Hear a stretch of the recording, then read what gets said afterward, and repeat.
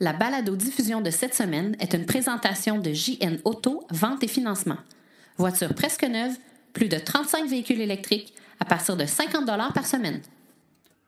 Honda produira une hybride branchable à plus de 75 km d'autonomie. Propriétaire de Chevrolet Bolt, participez au rallye Bolt 1000.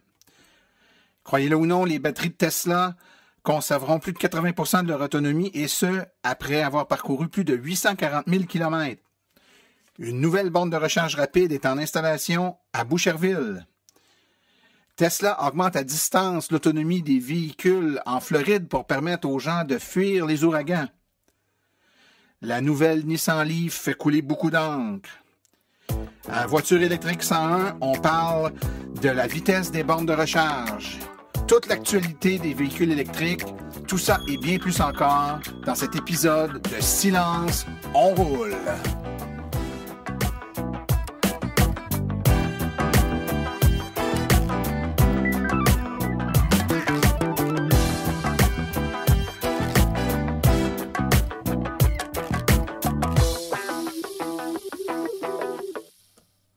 Bonjour tout le monde, mon nom est Martin Archambault, administrateur webmestre et tout nouvellement nommé porte-parole média de l'Association des véhicules électriques du Québec.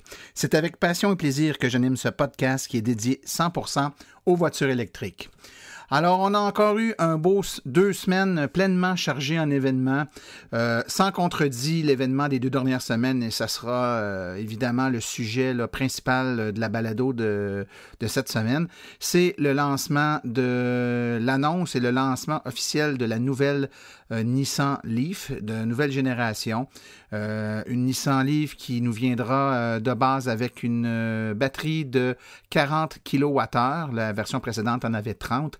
Plein de nouveaux gadgets, plein de nouvelles fonctionnalités. On va en parler un petit peu plus tard, mais évidemment, ça a fait couler beaucoup d'encre. Je ne vous cacherai pas, c'est assez polarisé de façon égale dans les deux côtés, c'est-à-dire qu'il y a plein de gens qui saluent ce modèle-là, compte tenu du prix, de ce qui est annoncé comme caractéristique, et d'autres qui auraient aimé qu'il y en ait plus, ou qu'il y ait plus d'autonomie, moins d'autres gadgets, en fait, hein. On aime ou on n'aime pas, c'est comme ça, mais on va avoir le temps d'en parler amplement dans les prochaines minutes. Je vous rappelle que la balado-diffusion que vous écoutez est diffusée sur tous les grands sites de podcasts au Québec, que ce soit RZO, Balado Québec, etc. Et c'est également diffusé par les plateformes comme le Google Store et Google Play, en fait, qu'on appelle, et le Apple Store. Et vous pouvez donc vous abonner et recevoir les balados-diffusions directement sur vos téléphones sans avoir besoin d'aller la chercher. Quand c'est prêt, c'est téléchargé. Sur notre site web, si vous allez sur... faites une recherche avec balado-diffusion, silence on roule, ou vous recherchez par mots-clés. Vous allez trouver toute l'information sur comment vous abonner afin de recevoir. Je pense que c'est la meilleure façon de nous écouter. Vous n'avez pas à vous casser la tête. Le balado est-elle sorti? Quand elle va être sortie, ça rentre sur votre téléphone.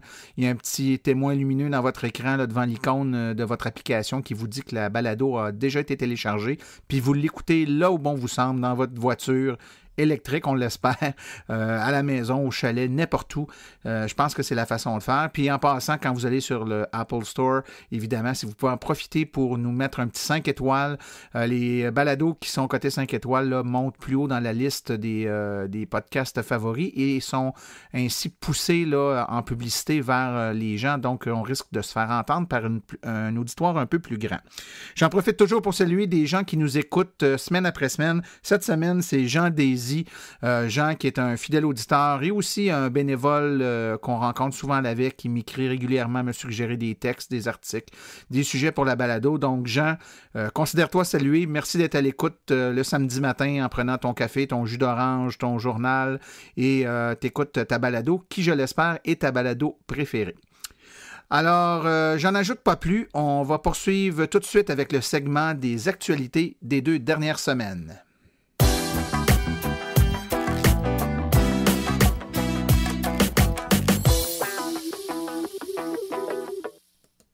Débutons avec une petite nouvelle qui est peut-être passée sous le radar. C'est la compagnie Honda, avec sa Honda Clarity hybride rechargeable, qui a annoncé augmenter son autonomie à 75 km. Donc, on dirait que la Honda Clarity hybride rechargeable sera plus électrique que ce qui avait été annoncé au début au Salon de l'Auto de New York ce printemps.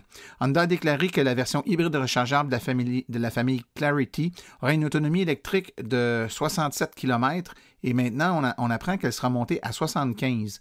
Donc, c'est une bonne nouvelle pour les amateurs de la marque qui étaient en attente d'avoir une hybride rechargeable avec une autonomie appréciable. Donc, avec ces 75 km, là, ça met la Honda Clarity hybride dans la même classe que plein d'autres véhicules, dont la Toyota Prius. La loi sur la conduite des véhicules autonomes vient d'être adoptée aux États-Unis. On apprend que la Chambre des représentants a adopté une loi qui s'intitule Safety Ensuring Live Future Deployment and Research in Vehicle Evolution Act, mieux connu sous le nom de Self-Drive Act, donc la loi sur la conduite autonome. Cette loi fait en sorte qu'elle permet aux constructeurs automobiles de tester jusqu'à 100 000 voitures autonomes sur les routes publiques de toute l'Amérique, même si elles ne respectent pas les normes de sécurité locales et étatiques. Donc, ça va permettre aux manufacturiers, en clair, de faire des tests et de pouvoir utiliser les véhicules sur les routes en période de test. Évidemment, ce n'est pas une loi qui s'applique aux véhicules déjà commercialisés, donc qui pourraient être commercialisés dans les prochaines années, mais pour les tests, là, cette loi-là va permettre aux manufacturiers de fabriquer et de tester dans des routes, même si normalement la loi officielle ne le permet pas. Faut bien s'amuser un peu, dirait l'autre, et c'est sûrement pour ça que le rallye Bolt 1000 a été mis en place. Donc, c'est un rallye, un circuit de 1000 km en continu qui est effectué sur un trajet qui relie les villes de Sainte-Julie, Magog, Drummondville et Rivière-du-Loup, là, en faisant une boucle, en se rechargeant toujours sur les bornes rapides du circuit électrique. Donc, c'est un parcours dans lequel il faut faire la distance le plus rapidement possible. Donc, il faut user de stratégies pour réussir à le faire. Donc, le ratio vitesse, temps de recharge, plus on va vite, plus on décharge la batterie vite. Donc, si on décharge la batterie plus vite, on va devoir se charger plus souvent, etc. Donc, il y a tout un jeu de stratégie là-dedans. Et les propriétaires des Chevrolet Bolt là, sont appelés à participer à ce rallye-là. Et l'épreuve se fait à la borne de recharge rapide la plus proche du concurrent là, dans le parcours. Donc, le départ ne se fait pas tout de la même endroit. L'idée, c'est de faire la boucle, de se chronométrer, de prendre des photos pour attester nos temps de passage. Évidemment, il n'y a pas de juge ou d'officiel là, le long de la course. Donc, c'est un événement officiel, mais en même temps, c'est une compétition amicale. Donc, Daniel Brazeau et Jean-François Morin de l'AVEC ont organisé ce concours-là. Puis, il y a des équipes qui sont inscrites et qui participent là, pour faire le tour du rallye. Étant donné que les boucles, les gens font la boucle en partant de la borne la plus près de chez eux et qu'on on prend nous-mêmes les preuves en prenant des photos pour démontrer le temps des différents passages, eh bien, la date de ce rallye-là, les dates sont assez grandes parce que les gens peuvent démarrer quand ils veulent et arrêter quand ils veulent, évidemment. Ils prennent les photos, ils nous donnent les temps au passage et c'est l'équipe qui aura le temps le plus rapide. L'équipe de Daniel Brazeau, justement, a fait le trajet en 13h15 minutes. C'est donc le record à battre actuellement. Un trajet final qui s'est fait sur 1000 km en passant par Rivière-du-Loup et toutes les autres villes. C'est une expérience extraordinaire. Donc, les gens qui veulent participer, là, il est minuit moins une, là, mais vous allez sur le site de l'AVEC et vous regardez pour l'épreuve Bolt 1000. Une toute petite nouvelle qui est peut-être passée sous votre radar, simplement informer les membres du circuit électrique qu'il y a des nouveaux frais qui vont s'appliquer pour l'activation par téléphone d'une borne. Donc, depuis le 8 septembre 2017, là, il y a des frais de 2$ qui sont imputés à votre compte circuit électrique pour toute demande d'activation d'une borne par l'entremise du service d'assistance téléphonique, là, assistance qui est assurée par CAA Québec. Ces frais s'ajoutent au coût de la recharge. Donc, évidemment, si vous voulez éviter ces frais d'activation-là, il faut utiliser la carte du circuit électrique ou encore l'application mobile là, pour votre téléphone intelligent. Donc, dans l'optique où vous n'avez pas de téléphone et que vous avez oublié votre carte puis que vous voulez téléphoner pour la faire démarrer à distance, c'est seulement dans ces cas-là où le frais de 2$ supplémentaires va s'appliquer. Il y a toujours des gens qui ont peur que les batteries de véhicules électriques vont perdre leur capacité trop rapidement puis qu'avant même la durée de vie du véhicule, on devra changer la batterie dans le véhicule. Bien, sachez que des nouvelles données suggèrent que les batteries de Tesla devraient conserver 80% de leur capacité et ce, même après 840 000 km. Rien ne dure pour toujours, c'est sûr, mais sur la base de nouvelles informations, les batteries au lithium-ion dans les véhicules Tesla pourraient survivre à son propriétaire, sans parler du reste de la voiture, et rendre la voiture 4 fois plus durable qu'un véhicule à moteur ou à combustion interne. L'étude mise à jour a été publiée sur le forum Tesla et c'est une étude qui est faite en suivant 900 conducteurs à travers le monde entier et on mesure la dégradation de leur batterie au fil du temps et de la distance parcourue. Cette étude-là démontre qu'effectivement, après 840 000 km, la batterie devrait conserver 80% de sa capacité originale. Une nouvelle borne de recharge rapide a été mise en service à Boucherville. Cette borne de recharge est située au Renault Dépôt de Boucherville qui est au 1235 rue Nobel. On y propose la recharge rapide de 400 volts au moyen des deux types de connecteurs, soit CHAdeMO et Combo. C'est toujours le même principe. Les recharges rapides sont offertes à 10 $ de l'heure facturées la minute. Donc, une charge rapide de 20 minutes devrait vous coûter 3,33 $. Une recharge de 30 minutes, environ 5 $. Évidemment, une précision importante, et on ne le dira jamais assez, les bornes de recharge qui ont les deux câbles, donc les deux standards, c'est un seul véhicule à la fois qui peut être rechargé, même si les deux câbles sont là. C'est l'un ou c'est l'autre. Pour plus d'informations, vous pouvez visiter le site du circuit électrique à lecircuitelectrique.com.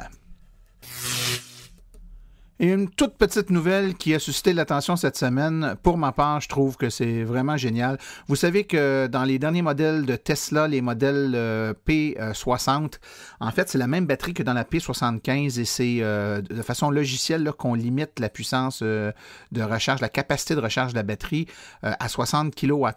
Donc, c'est une option, le 75 kWh, qui peut être acheté après coup. Donc, vous achetez votre P60, vous regrettez au bout de 6 mois, 1 an de ne pas avoir une P75, vous achetez, là, vous payez le prix pour la P75 et à distance, on autorise par transmission là, de données à votre véhicule l'utilisation des 75 kWh de capacité réelle de la batterie. Eh bien, on a appris qu'avec les ouragans en Floride dernièrement, dont Irma, là, où on demandait aux gens de quitter la Floride le plus rapidement possible, la compagnie Tesla a fait, à mon sens, un coup de marketing de génie en temporairement augmentant l'autonomie de toutes les P60 qui étaient compatibles avec la recharge d'une pile de 75 kWh. Donc, ils ont augmenté, même sans la demande des propriétaires, la capacité du véhicule de 60 kWh à 75 kWh en envoyant un message aux propriétaires d'évacuer le plus rapidement possible la Floride et qu'on leur avait donné une autonomie augmentée, leur permettant d'aller plus vite, là, d'arrêter moins souvent en borne de recharge et de s'éloigner de la Floride. Évidemment, ces conducteurs ont peut-être été un peu étonnés et doivent s'attendre à revenir avec une charge maximale là, limitée à une batterie de 60 kWh dans les prochains jours, mais quand même, comme moyen de donner une autonomie temporaire et de permettre là, aux gens de quitter, puis avouons-le, se faire un peu de publicité par la bande, c'était pas vilain de la part de la compagnie Tesla.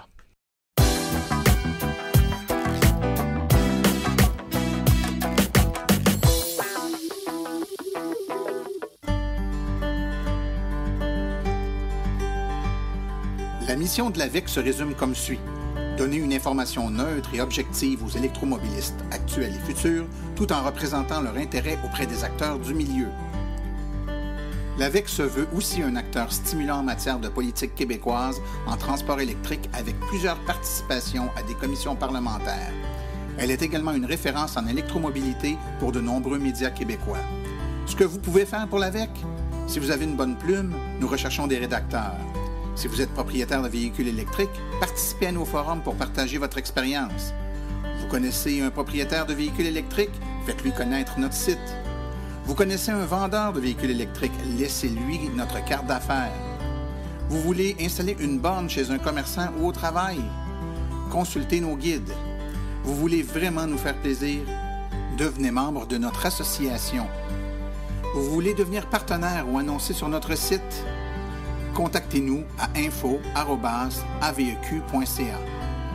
L'Association des véhicules électriques du Québec, la référence en électromobilité.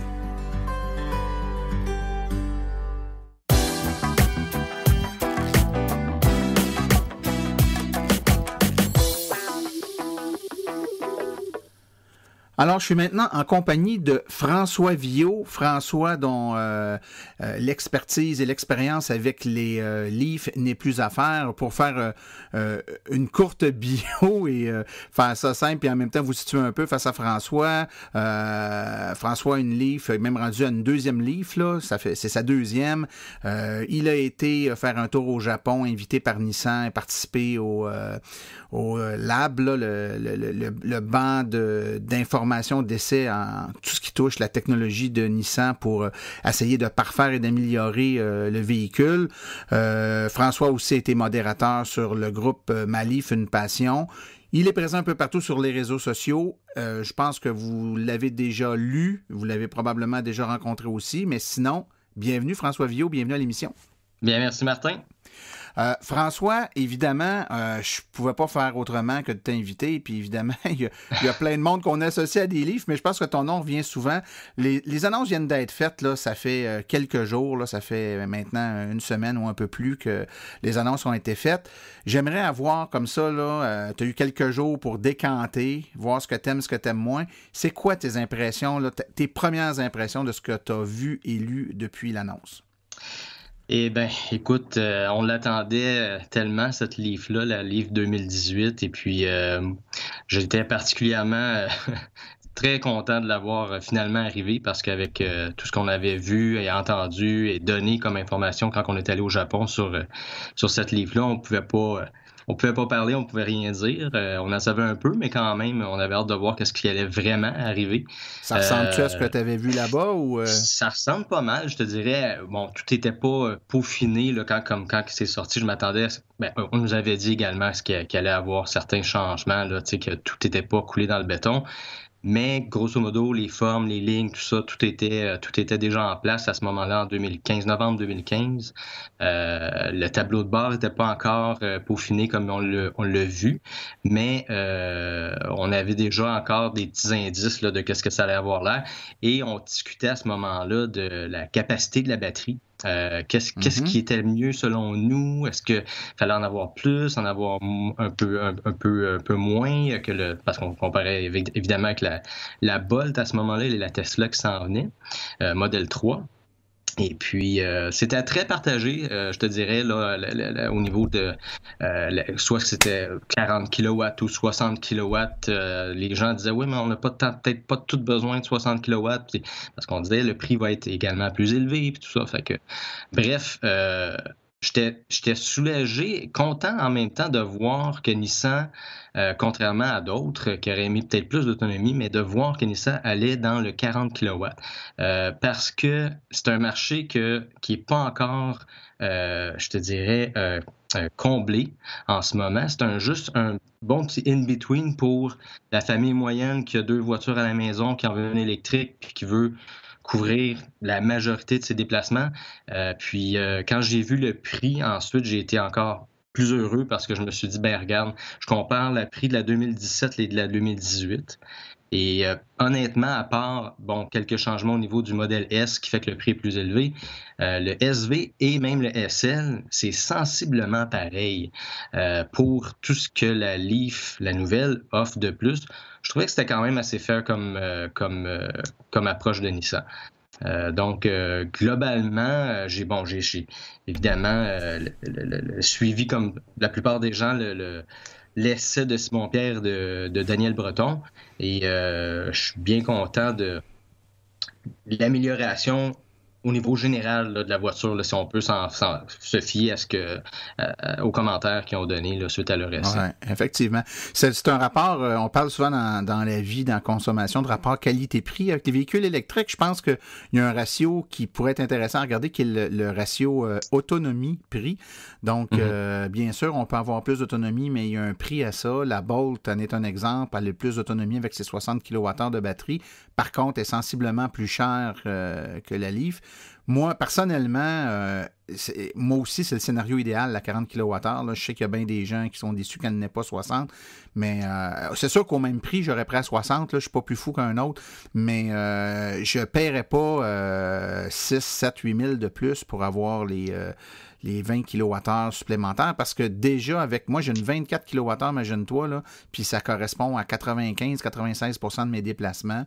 Donc, c'est certain que moi, personnellement, je ne paierais pas pour ça. Mais évidemment, il faut comprendre qu'il y a des gens qui ont des plus grandes distances à faire. Puis pour eux, ben d'avoir la 60, ça aurait peut-être été intéressant. Je vous rappelle cependant, puis ça c'est important, on semble oublier là, que Nissan a tout de même annoncé que plus tard dans l'année, une version avec une plus grande autonomie sera annoncée. Donc, on n'a pas tracé un trait définitif en disant c'est 40 kWh et pas plus. C'est 40 kWh pour l'instant et ça sera plus tard. Est-ce que ça sera 60 qui va être annoncé plus tard? 50, 70? Personne ne le sait là, pour l'instant, mais il y aura quand même un petit peu plus d'autonomie dans un nouveau modèle, une nouvelle mouture, là, une nouvelle déclinaison du véhicule qui sera annoncée un peu plus tard dans l'année. Tu as parlé, François, des autres caractéristiques qui étaient intéressantes. Tu disais à prix équivalent, toutes les nouvelles technologies. Parlons-en de ces nouvelles technologies-là. On parle entre autres du ProPilot, qui est une capacité de conduite autonome, contrôle du volant, de l'accélération, des freins, le ProPark, qui est du stationnement automatique en parallèle et conventionnel. Est-ce que c'est des features qui sont intéressants, ça, pour toi? Absolument. Écoute, j'ai écrit en blague justement sur ma Leaf une passion suite au visionnement de l'annonce de la nouvelle Leaf. Est-ce que vous pensez que ça se fait installer le ProPilot sur une 2016? Parce que sérieusement, comme tu disais tantôt, beaucoup d'arguments reviennent au niveau de l'autonomie. Mais moi, l'autonomie, regarde, moi j'ai une 30 kWh et ça me convient à 99% de mes déplacements. Évidemment, tous les besoins sont différents, si on le comprend bien, mais pour moi et pour une bonne partie de la population qui font du métro boulot dodo, c'est métro boulot dodo, ça va être plutôt du trafic boulot dodo dans notre cas.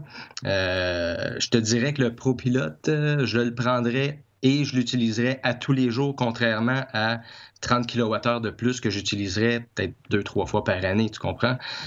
Donc, pour moi, c'est des options qui auraient été très, très intéressantes pour moi à avoir, que je serais, en tant que futur acheteur de Leaf, dans un cas où j'aurais pas de voiture électrique en ce moment, cette option-là m'attirerait particulièrement. L'autre point, évidemment, on continue dans la Leaf 2018 avec le Nissan Connect qui fait qu'on peut voir notre charge à distance, partir le préchauffage, la climatisation à distance. Tout ça, c'est des choses que personnellement, j'apprécie énormément et puis que je me déferais pas non plus avec la nouvelle Leaf. Donc, ça, c'est une autre caractéristique que j'apprécie bien. Et évidemment, le E-pédale, la conduite à une pédale, là, comme on en a parlé. Je pense que bon, la Bolt, la Ioniq également ont ça, même peut-être un peu plus évolué, parce que je pense qu'ils ont des différents grades là, de puissance de régénération. Mais ne l'ayant pas essayé, c'est dur de dire, là, de comparer la nouvelle Leaf, mais ça aussi dans le trafic et en ville, peu importe où, c'est quelque chose qui devient un gros plus là, quand on conduit. Oui, peut-être expliquer pour nos auditeurs qui sont un peu moins familiers, là, le concept du E-pédale, c'est la conduite à une seule pédale, donc plutôt que d'avoir une pédale d'accélération, une pédale de frein. Le mode E-pédale, c'est tout simplement que le véhicule régénère tellement d'énergie qu'il y a un freinage très grand qui est offert par la régénération, tellement grand en fait, qui permet d'immobiliser le véhicule même dans une côte. Donc, c'est de la conduite à une seule pédale, un peu, là, pour faire un parallèle, les gens qui ont déjà essayé un kart de golf où il y a c'est la pédale pour accélérer, mais quand on arrête de peser dessus, ben, ça ralentit puis ça immobilise le véhicule. C'est un peu ça. Donc, en circonstances de conduite, par exemple, dans le trafic, ben, on n'a pas besoin d'enlever de notre pied de sa pédale de l'accélérateur. On accélère, on soulève le pied quand on veut ralentir, puis si on soulève complètement, mais le véhicule s'immobilise. Donc, on conduit à une seule pédale. C'est ça le concept du pédale. Exactement. Et puis, le fait que, on permet de réutiliser l'énergie du véhicule. Autrement dit, c'est un peu comme pour ceux qui conduisent manuel, c'est un peu le même principe quand on rétrograde et puis que le moteur fait ralentir la voiture. Mais dans ce cas-ci, le moteur fait ralentir la voiture en envoyant de l'énergie à la batterie. Donc, c'est un double avantage. Et dans le cas de la Leaf, avant 2018, donc dans les livres actuels qu'on a présentement, la régénération est présente, mais beaucoup moins puissante et ne permet pas la voiture à aller jusqu'à l'arrêt. Donc, ça offre quand même une certaine puissance de régénération, mais j'avoue que ça me manque parfois d'avoir un petit plus là, comme je peux comparer avec la BMW i3 ou la Bolt qui va jusqu'à l'arrêt. Ça peut être intéressant. L'autre point donc on parlait des améliorations, des choses intéressantes, je pense que Nissan aurait fait un bon travail au niveau de l'insonorisation puis de l'isolation dans la nouvelle Leaf comparativement aux anciens modèles. Ça, encore une fois, j'ai hâte de voir parce que effectivement, il y en a plusieurs qui se sont plaints parfois l'hiver. Ils sentent des courants d'air où la voiture est pas assez performante au niveau chauffage. Apparemment que ça a été beaucoup amélioré dans la nouvelle version. Ouais. Si on regarde un peu les autres caractéristiques là, rapidement qui ont été amenées, là, juste avoir ton opinion, François, sur ça. Le véhicule va être compatible Android Auto et CarPlay d'Apple. C'est un gadget ou c'est quelque chose qui vaut la peine? Ben, personnellement, je suis pas la meilleure personne pour te répondre, honnêtement, parce que j'ai jamais eu l'occasion d'essayer sur une voiture cette option-là. J'en ai vu quelques-uns là, sur d'autres, comme la Ioniq, je pense que a ça et la Bolt, mais j'ai pas pu l'essayer. J'imagine que ça doit avoir des bons avantages justement au niveau application comme quand on utilise le GPS ou Spotify, Maps dans le cas d'Android. Apple Car aussi, j'imagine, ça va être très, très pratique là, au niveau des fonctions sur le téléphone qu'on peut avoir directement à l'écran sur la console. On pourra mettre l'application balado et puis écouter silence, on roule directement dans le véhicule. C'est une amélioration incroyable. Il y a d'autres améliorations, François, qui ont été amenées dans le véhicule qui veulent peut-être la peine qu'on parle là, en terminant. J'aimerais qu'on parle, on a parlé de la capacité de la batterie, on parle de la recharge un peu, donc un chargeur embarqué encore une fois de 6,6 kW. C'est une batterie qui est plus grande, donc il faut s'attendre à ce que ça soit un petit peu plus long peut-être à charger avec la même force de recharge. On nous dit par contre qu'il y a un chargeur fourni avec le véhicule qui n'est pas juste un chargeur L1, qui serait un chargeur L1 et aussi un chargeur niveau 2, un peu comme une borne de recharge qu'on a à la maison, mais limitée à 16 ampères. Donc la question qui revient souvent, là, j'ai vu beaucoup circuler dans les derniers jours, c'est puisqu'il y a une borne L2 de fournie avec le véhicule, est-ce que ça veut dire qu'on n'a plus besoin de borne de recharge à la maison? Ton opinion?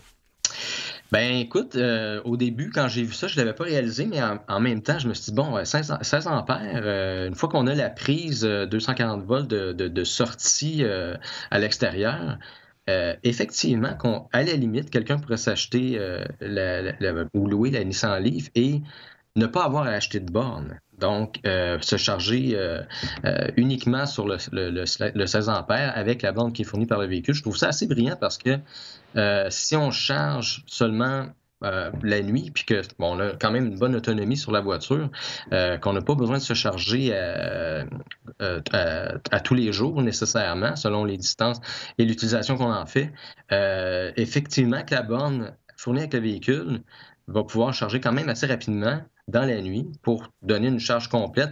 Et puis, si jamais on a besoin, au pire, on peut aller se charger sur une borne rapide, une recharge d'appoint de 10-15 minutes et puis revenir à la maison pour terminer le tout.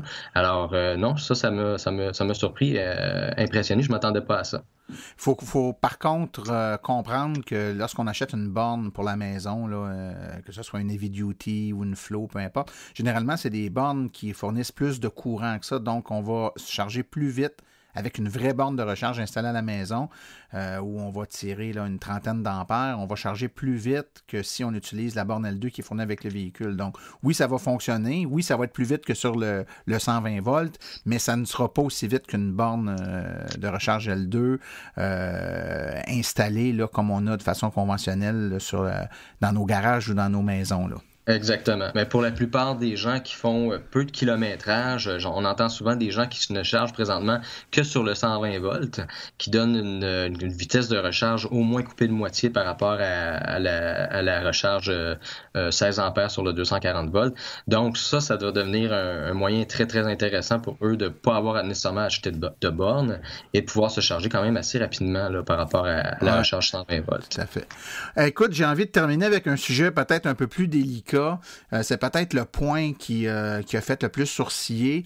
C'est-à-dire que de ce qu'on comprend, la nouvelle batterie va être thermorégulée à l'air de façon passive, donc essentiellement de la même façon qu'elle l'est actuellement dans la Leaf. Et puis d'autres véhicules aussi ont ce type de thermorégulation-là, soit dit en passant. Les ingénieurs semblent nous dire que la batterie se comporte mieux que la précédente. Par contre, le fait qu'elle soit thermorégulée de la même façon que les Leaf actuels laisse présager, ou du moins laisse craindre aux utilisateurs qu'on risque de rencontrer le même problème, c'est-à-dire qu'en situation où il fait froid, par exemple l'hiver, la recharge rapide va être grandement ralentie, ou encore lorsqu'on fait plusieurs recharges rapides, la capacité de la batterie à accepter encore un courant fort là, va être limitée, ce qui fait que la Leaf a des caractéristiques de recharge rapide peut-être un petit peu moins intéressantes dans des conditions de température chaude ou froide. Qu'est-ce que tu en penses de ça? Effectivement, c'est le point qui m'a également le plus surpris et même en même temps déçu parce que je m'attendais vraiment à avoir au moins un système à l'air qui serait actif, un peu à la façon de la Kia Soul, par exemple, qui est quand même très efficace, là. Effectivement, Nissan n'a pas été là. Je trouve ça un peu décevant, malgré que moi, je suis pas une personne qui utilise les BRCC énormément, puis je parcours quand même 30 000 km par année. Je dirais que pour monsieur, madame, tout le monde qui font pas Montréal-Québec à 2-3 fois par mois, là, ce qui est la plupart des gens, soit dit en passant. Je pense que ça sera pas tant un problème que ça, mais reste que quelqu'un qui veut aller faire un voyage, par exemple en Gaspésie, après plusieurs recharges rapides, ça va être intéressant de voir la réaction de la batterie. Est-ce que ça va chauffer autant? Est-ce que ça va être un problème comme ce l'est présentement pour certains voyages? Parce qu'on s'entend, là, c'est après au moins 3-4 recharges rapides que ça devient problématique selon la température extérieure, toujours. Pour l'hiver, moi, j'ai entendu dire, dans l'entrevue avec Simon-Pierre, pas l'entrevue, mais en fait le test qu'ils ont fait de l'ingénieur qui est avec eux, qu'en hiver, la recharge partant très froid, donc moins 20 degrés, serait améliorée de 20 à 25% au niveau de la vitesse. Donc, est-ce que ça veut dire que la chimie de la batterie a changé pour que ça puisse permettre ça, ou c'est juste des changements au niveau électronique qui ont fait pour que ça puisse se faire? L'autre point que j'ai vu passer, puis j'ai trouvé ça intéressant, c'est que maintenant que la batterie est plus grosse, on sait que la batterie se réchauffe en roulant. Moi, j'ai remarqué en hiver que je peux facilement gagner un 10 degrés dans la batterie, alors quand je parcours une centaine de kilomètres, je gagne au moins 10 degrés dans la batterie. Donc là, étant donné qu'on a une batterie plus grande, on parcourt plus de kilomètres, est-ce que la batterie va se réchauffer également plus rapidement l'hiver selon la distance qu'on fait? Ce qui fait qu'en arrivant à la recharge rapide, probablement qu'on va gagner aussi en vitesse à ce moment-là. Donc, ça sera des choses à voir rendu là, mais moi, je trouve ça, en même temps que je trouve ça décevant, je te dirais que pour la majorité des cas, ça ne devrait pas être tant un problème que ça. Ouais.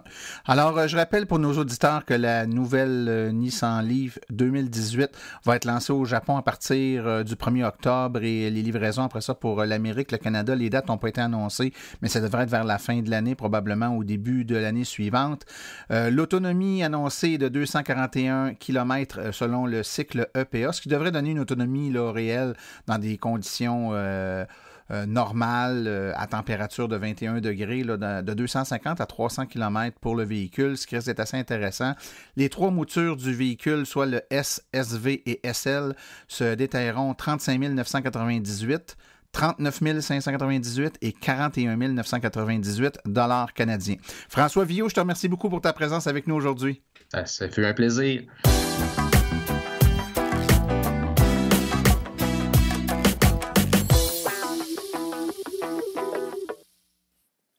JN Auto, la référence lorsque vient le temps de se procurer une voiture électrique presque neuve. Plus de 35 véhicules électriques à partir de 50 $ par semaine. De plus, JN Auto offre une promotion exclusive aux membres hors de l'Association des véhicules électriques du Québec. Un rabais supplémentaire de 500 $ sur le prix affiché à l'achat de votre voiture. Une seule promotion par achat. JN Auto, choix, qualité et service après-vente irréprochable depuis 1982.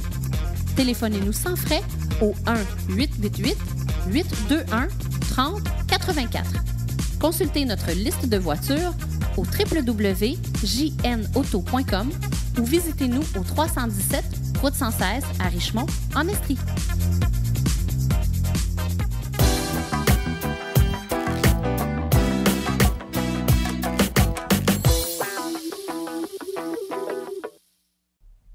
Alors, je suis présentement en compagnie de Christine Thewissen.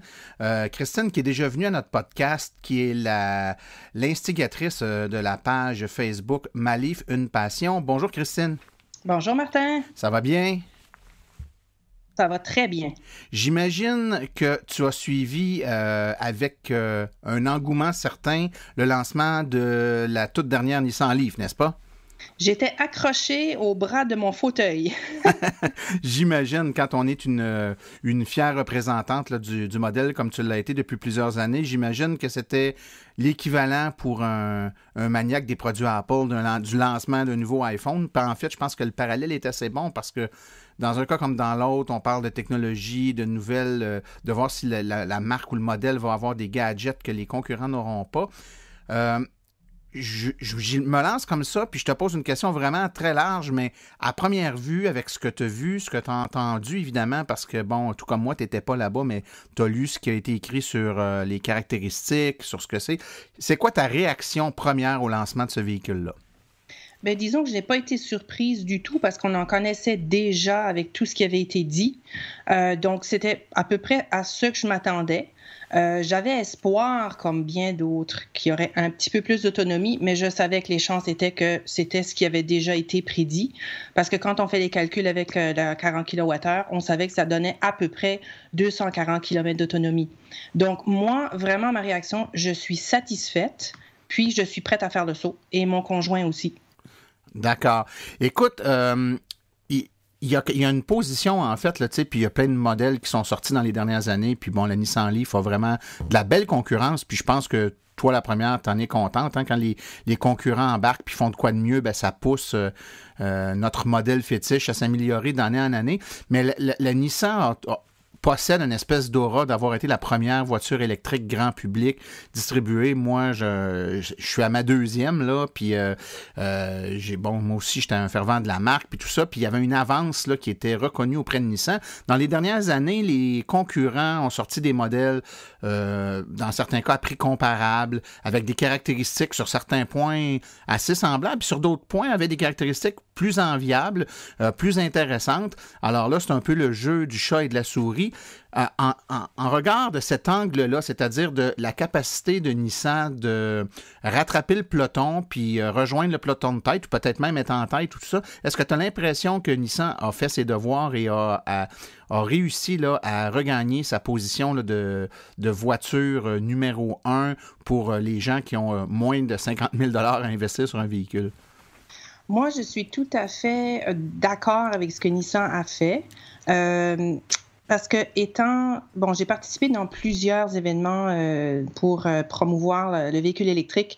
Puis ce qui revient souvent, il y a 2 points. Il y a l'autonomie et il y a aussi combien ça coûte pour un véhicule électrique. Dernièrement, un des derniers événements dans lesquels j'ai été, j'ai vu un changement d'attitude chez les gens dès que je mentionnais la Leaf 2018 qui s'en venait avec possiblement 240 km.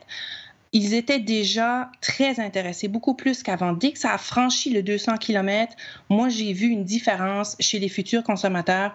Donc, moi, je pense que Nissan s'est garanti vraiment une masse de consommateurs qui va être fidèle et qui va embarquer aussi. Ceux-là qui étaient prêts à embarquer, mais ce n'était pas encore tout à fait ce qu'ils avaient besoin, ils viennent juste d'accrocher ces gens-là, tout en gardant un prix qui est très intéressant parce qu'on n'est pas en train de parler de 10 000 $ de plus. Alors moi, je pense qu'ils ont bien joué leur carte. Puis plus tard, la prochaine qui s'en vient va répondre à ceux-là qui veulent plus d'autonomie. Bien, c'est un angle intéressant que tu apportes, Christine. Puis, ce qui me vient en tête, c'est, je me rappelle, il y a 2 ans et demi, là, lorsque j'étais au Japon, on discutait avec les ingénieurs et les gens du marketing à Yokohama. Puis, évidemment, tout le monde disait, ça prend des plus grosses batteries, ça prend des plus grosses batteries. Puis, je me rappelle très bien que le responsable du marketing nous avait dit, on est tous d'accord avec ça, mais l'autonomie, ça a un prix. Jusqu'à quel prix êtes-vous prêt à payer pour avoir de l'autonomie? Parce que si vous n'avez pas de limite de prix, on peut vous en donner de l'autonomie, mais ça coûte cher avec les technologies de batterie actuelles de donner beaucoup d'autonomie. Et Nissan a toujours joué la carte d'avoir l'autonomie minimum nécessaire pour garder le véhicule abordable. Bon, sans faire de parallèle douteux, on sait que, par exemple, on a une Chevrolet Bolt qui a 60 kWh de batterie, donc une autonomie beaucoup plus grande, mais qui également coûte pas 10 000, mais presque 10 000 $ de plus qu'une Nissan Leaf. Donc, est-ce que ce 8 000 ou à peu près de différence entre les deux vaut le 10 kWh de différence? C'est la question qu'on doit se poser. Alors, je te pose la question, Christine, est-ce que l'angle de Nissan de garder le véhicule avec une autonomie peut-être plus basse, mais qui permet de garder un prix abordable, mais surtout, et ça a toujours été, c'est encore, je pense, une des forces de Nissan, avoir de la disponibilité. Le véhicule, là, évidemment, les 2017, il y en a moins, là, parce que les 18 s'en viennent, mais lorsqu'un modèle sort, c'est pas difficile d'obtenir une Nissan Leaf. Donc, cette stratégie-là, volume, prix abordable, mais peut-être autonomie un peu moins grande, est-ce que c'est un bon pari de la part de Nissan? Moi, je pense que oui. Définitivement oui, parce que le prix revient toujours. Puis, c'est sûr que monsieur et madame tout le monde ne vont pas aller mettre trop d'argent dans un véhicule, surtout si c'est un véhicule électrique, puis c'est leur premier véhicule. Ils vont avoir des doutes, ils vont regarder les véhicules à essence, ils vont faire de la comparaison, puis ils vont se dire, ben là, tu me demandes de payer tellement plus cher pour électrique, pour peut-être qu'ils n'en ont pas besoin autant que ça. Donc, moi, je pense qu'ils ont bien joué leur carte. Justement, si on regarde caractéristiques du véhicule versus le prix, on a lu beaucoup dans les réseaux sociaux depuis le lancement du véhicule que certaines fonctionnalités qu'on pourrait peut-être même qualifier de gadgets qui ont été mis de base, ou en tout cas, à tout de moins sur les modèles SV et SL, tels compatibilité Android ou Auto ou CarPlay, le ProPilot Park, là, pour faire simple, le ProPilot, là, c'est une capacité de conduite autonome, donc le volant, l'accélération, les freins qui fonctionnent de façon automatisée, puis le ProPilot Park qui permet de stationner l'auto tout seul. Plusieurs personnes disent, ben moi j'aurais préféré enlevez-moi ces gadgets-là, puis baisser le prix, ou alors garder le même prix, mais donnez-moi plus d'autonomie. Qu'est-ce que tu penses de ça? Est-ce que tu penses que les nouveaux gadgets qui viennent de base sur les véhicules, les nouveaux véhicules Nissan, c'est un plus, ou on aurait dû les enlever puis mettre plus d'autonomie à la place? Moi, j'ai l'impression que pour mettre plus d'autonomie, ça aurait coûté encore plus cher que les gadgets qu'ils ont ajoutés. Donc, moi, j'ai l'impression que c'était leur façon de donner non seulement un peu plus d'autonomie, mais on donne quelque chose, on donne un véhicule qui s'est amélioré par rapport au véhicule précédent, avec vraiment des choses encore plus intéressantes, avec une technologie qui est encore plus intéressante, qui va faire compétition avec les autres véhicules sur le marché. Une question me brûle les lèvres. Évidemment, tu administres une page Facebook sur laquelle les fervents de la marque Nissan et du modèle Leaf là, viennent écrire. Donc, tu vois ce que les gens aiment, tu vois ce que les gens aiment moins. Tu peux voir passer beaucoup de commentaires. Selon toi, quel était ou quel est le point le plus faible ou les points les plus faibles de la Leaf dans sa mouture actuelle? Et est-ce que tu as l'impression que ça va être réglé, ces points faibles-là, sur le nouveau modèle? C'était toujours l'autonomie, je pense que c'était le numéro 1. Pour beaucoup, le 170 était déjà bien mieux pour la 2016. On dirigeait plusieurs membres vers ce véhicule-là lorsque leurs besoins en trajet journalier étaient plus grands. Mais parfois, ça ne suffisait quand même pas assez, ou bien le membre est encore réticent, avait encore une petite peur. Au-dessus de 200 km, ça va venir chercher ces gens-là. Mais si on regarde les gens qui ont déjà la voiture, puis qui l'ont depuis quelques mois, il y a quand même certains points, certaines pistes d'amélioration. Moi, je peux t'en nommer 2 rapidement comme ça, là. Le système de chauffage, donc tout ce qui est pour l'hiver là, à l'intérieur du véhicule, donc un système de chauffage qui est peut-être un peu limite.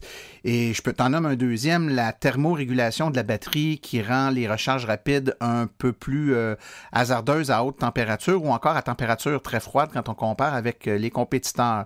Est-ce que selon toi, ces 2 problématiques-là risquent d'être améliorées dans le nouveau modèle? Je pense que ce sera légèrement amélioré. Je ne sais pas si ce sera encore suffisant. La chose, par exemple, qui va être intéressante avec la thermorégulation de la batterie, c'est que vu qu'on a plus d'autonomie, on va être capable de chauffer plus le véhicule sans devoir nécessairement diminuer pour garder notre autonomie, justement. Moi, j'espère que l'habitacle... J'ai entendu, parce que je suis encore, moi aussi, en train de m'informer au sujet de cette nouvelle Leaf-là, je suis très excitée, j'ai entendu qu'elle serait un petit peu mieux isolée au niveau des pieds pour qu'on puisse avoir un peu plus chaud. Donc, l'habitacle serait encore mieux. Est-ce que c'est vrai? Je ne le sais pas encore, mais ce serait bien. Au niveau de la vitesse de recharge et tout sur les BRCC, j'ai déjà été très impressionnée cet été pour l'avoir vu, pour avoir été à côté d'une 2016 qui rechargeait beaucoup plus vite, qui gardait un niveau de charge plus consistant que notre 2014 qu'on a chargé en même temps, après, on a chargé la note, puis on a vu cette grosse différence-là. Donc, j'ai confiance que celle-ci, la 2018, va recharger encore mieux, encore plus vite. Ben, ça corrobore aussi les informations qu'on a eues, là. C'est-à-dire que même si la technologie de thermorégulation semble être basée sur les mêmes systèmes là, de thermorégulation par air statique, les caractéristiques de la batterie puis le fonctionnement semblent avoir amélioré aussi la vitesse de recharge, puis l'isolation du véhicule aussi là, semble être meilleure. Écoute, je m'en voudrais de terminer notre entretien sans te poser la grande question fatidique. Est-ce que tu as fait ou tu feras ta réservation pour avoir le nouveau modèle de la Nissan Leaf? Nous ne l'avons pas encore fait, mais c'est quelque chose qu'on va discuter en fin de semaine. Mon conjoint et moi, on est tous les deux vraiment prêts à faire le saut. Comment on va faire le saut, comment on va procéder, ça, on n'en a pas encore discuté. On va peut-être aller directement approcher nos concessionnaires qui sont dans notre région, qui me connaissent déjà très bien, donc j'ai peut-être pas besoin d'aller réserver en ligne. Je vais peut-être aller directement jaser avec eux, puis faire aussi le point sur qu'est-ce qu'ils connaissent, puis vérifier aussi, parce que j'ai quelques petites choses que j'aimerais bien vérifier, voir s'ils s'y connaissent mieux qu'avant, puis qu'ils donnent un bon service à mes membres que moi, je vais envoyer par la suite dans ces concessionnaires-là. Donc, je vais faire une petite recherche aux alentours, voir qui pourrait offrir le meilleur service, et c'est à eux avec eux qu'on va faire affaire. Bon, ben je te félicite, puis je te souhaite bonne chance dans l'acquisition. J'ai hâte de voir, là, Nissan prévoit des ventes assez intéressantes pour ce modèle-là. Puis s'ils réussissent à faire avec la 2018 ce qu'ils ont fait avec la 2017, la 2016, la 2015, c'est-à-dire la distribuer en volume qui permet là que c'est pas le frein et pas à l'acquisition, à la disponibilité du véhicule, ben je pense qu'ils vont peut-être pouvoir frapper un hit parce que actuellement, les voitures qu'on peut qualifier d'aussi ou plus intéressantes que la Nissan Leaf, là, tout dépendant des points de vue, ont tous, au moment où on se parle, le même défaut, c'est-à-dire qu'elles brillent par leur absence. C'est 8-10 mois d'attente pour obtenir le véhicule. Donc, je pense qu'il y a bien des consommateurs qui vont peut-être faire le saut là, vers la Nissan dû à sa supposée disponibilité, on l'espère. Christine Thewissen, fondatrice et responsable de la page Facebook Ma Leaf une passion, je te remercie beaucoup pour ta disponibilité. Ben, merci, Martin. À Au la revoir. prochaine.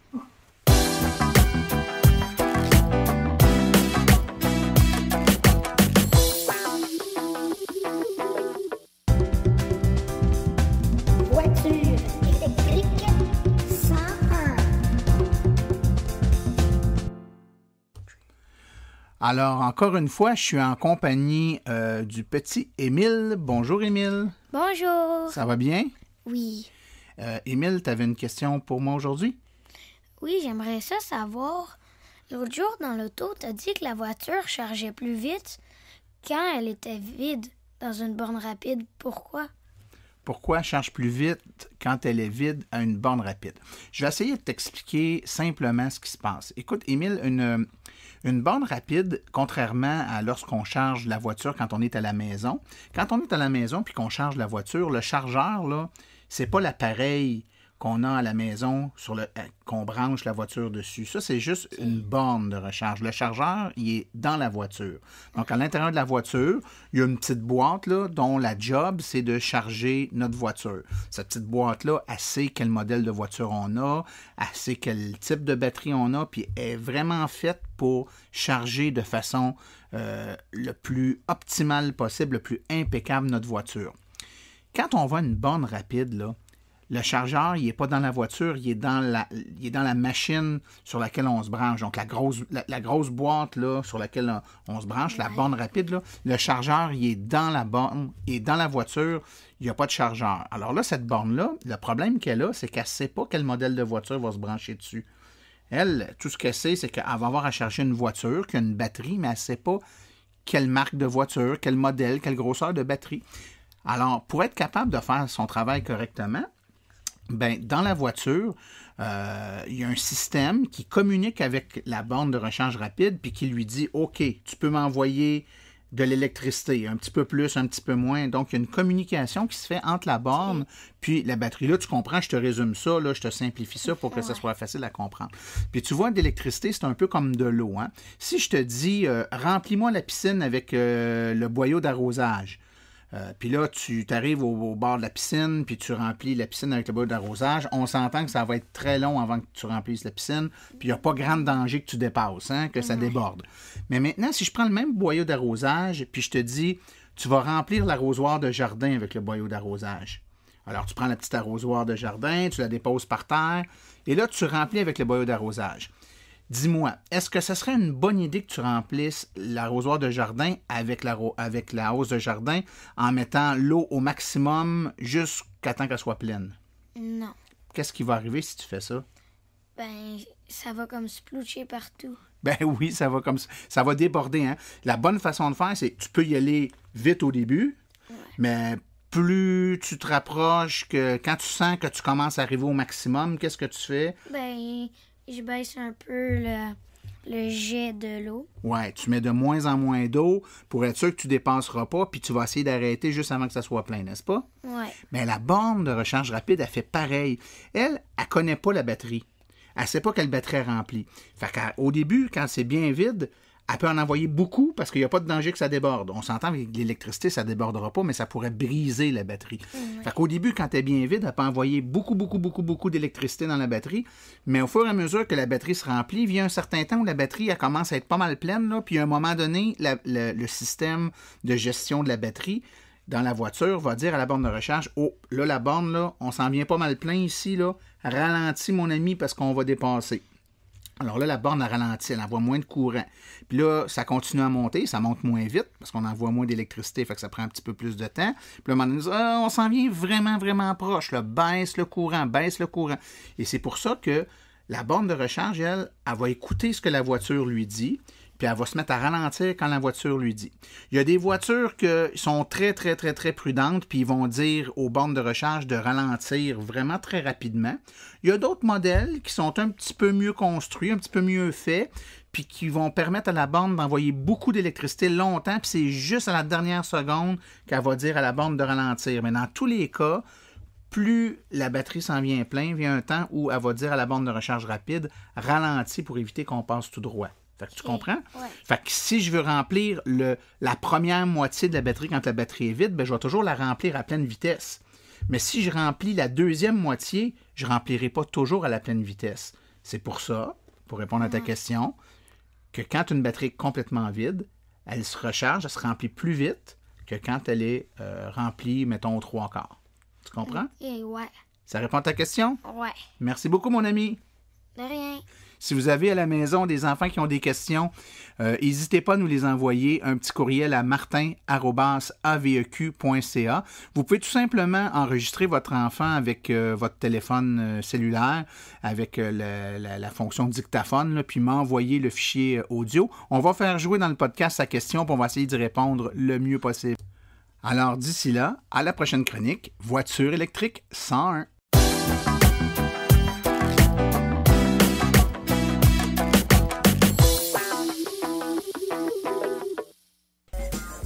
Voici les événements à venir dans le monde de l'électromobilité pour les prochaines semaines. Rappelons que du 9 au 17 septembre 2017, partout au Canada et aux États-Unis, c'est le National Drive Electric Week. C'est une semaine où on met en place plein d'activités pour promouvoir les véhicules électriques partout au Canada et aux États-Unis. Ici au Québec, avec l'AVEC, c'est le NDEW à l'année longue, mais ailleurs, c'est centré dans cette semaine-là. Quand même, nos activités entre le 9 et le 17 s'inscrivent dans les activités officielles du National Drive Electric Week. Rappelons entre autres que le 5 à 7 électrique aura lieu le 20 septembre 2017 au 116 rue Wellington, Quaticook. C'est une conférence et un panel d'invités. Il y a également le 23 septembre 2017 l'exposition de voitures anciennes de Léry qui aura un volet de voitures électriques. C'est au parc de la Presqu'île à Asselin à Léry, tout près de Châteauguay, kiosque d'infos et essais routiers. Le 30 septembre et le 1er octobre 2017, c'est Info véhicules électriques à l'Écosphère de Magog. Encore une fois, kiosque d'information et essais routiers. Si vous voulez essayer des véhicules à Longueuil, on vous invite le 30 septembre de 9h à 17h au 601 à Doncourt à Longueuil. On sera là pour vous faire des essais routiers et vous donner toute l'information voulue. Le roulé électrique Vaudreuil-Dorion, c'est le 7 octobre de 10h à 16h. C'est au 601 avenue Saint-Charles à Vaudreuil-Dorion. C'est le stationnement là, près du Saint-Hubert et de la borne rapide. C'est une occasion unique pour venir apprendre sur les véhicules électriques. Venez nous rencontrer, plein de propriétaires, voir les avantages de la technologie. Il sera également possible d'effectuer des essais routiers.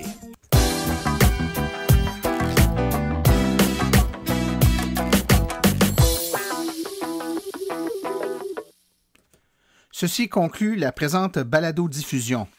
L'AVEC remercie tous les collaborateurs, particulièrement François Villot et Christine Thewissen pour leur participation aujourd'hui.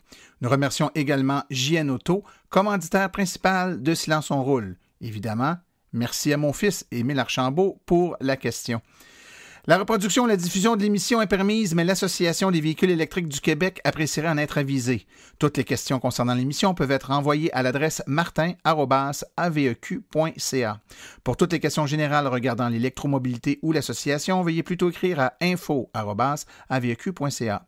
Je vous rappelle que sur notre site web, au www.aveq.ca, vous avez accès à toute la documentation de l'AVEC, mais vous avez également, afin de vous faciliter la tâche, accès aux archives de nos balados ainsi qu'à des hyperliens vers les sites web mentionnés aujourd'hui. Vous pouvez accéder à tout ça au www.aveq.ca/silence. Mon nom est Martin Archambault et d'ici la prochaine balado, j'espère que vous aussi vous êtes appris la piqûre et direz « Silence, on roule ».